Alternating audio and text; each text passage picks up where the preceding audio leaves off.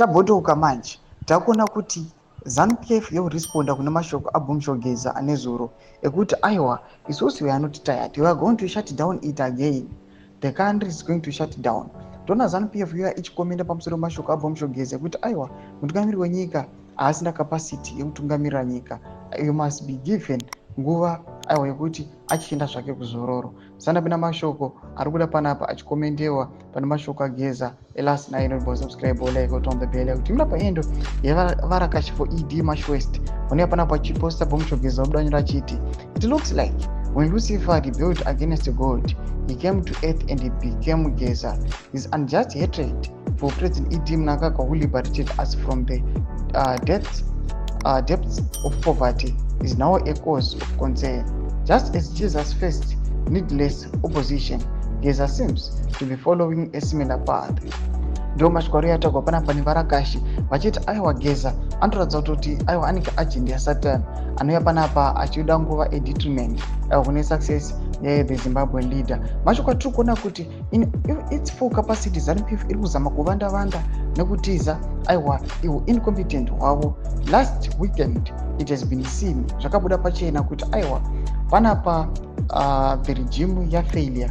Makaona zvakaitika kunembudzi ukogokwe panapa toona kuti again toona mumwe murakashi wofuti anonzika change anobudanyira chiti Geza's political style relies heavily on attention grabbing theatrics, often without clear actionable solutions. His repeated calls for impeachment and protest lack proper grounding in legal and procedural realities, making them less about governance and more about public spectacle. This brand of politics, rather than strengthening opposition discourse, dilutes legitimate calls for reform by framing them as mere social media performances. Ndo mashoko atiri kuona yaitagwa panapa nezvigananda vachiti aiwa they are attacking Geza vachimuti aiwa zviri kuitwa naGeza izvi hazvina kana structure, munhu aringoripo aiwa kuda kuzokusika attention yevanhu. But panapa people vari kunyatsotondoti aiwa there is a need, zviri kuitwa naGeza zviri right.